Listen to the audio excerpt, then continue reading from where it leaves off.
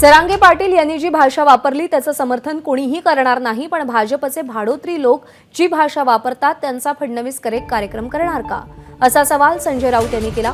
तसंच फडणवीस यांनी महाराष्ट्राची सूत्र हातात घेतल्यावर महाराष्ट्राची संस्कृती लयाला गेली।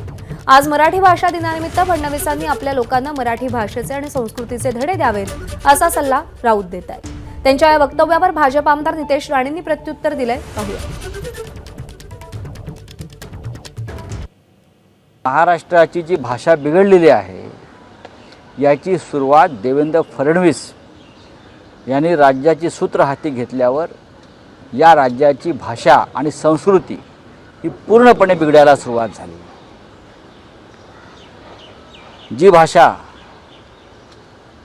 जरांगे पाटील यांनी गृहमंत्र्यांबाबत वापरली त्याचं कोणी समर्थन करणार नाही, पण भारतीय जनता पक्षाचे काही भाडोत्री लोक ज्या प्रकारची भाषा या महाराष्ट्रातल्या विरोधी पक्षांच्या नेत्यांविषयी वापरतात त्या भाषेचं समर्थन फडणवीस आणि करेक्ट कार्यक्रमवाले करणार आहेत का? त्यांचे लोक ज्या प्रकारची भाषा महाराष्ट्रात वापरतात। आज मराठी भाषा दिवस आहे, आज मराठी भाषा दिवस आहे, त्याच्यामुळे त्यांनी आपल्या लोकांना मराठी भाषेचे, संस्कृतीचे आणि संस्काराचे धडे दिले तर बरं होईल।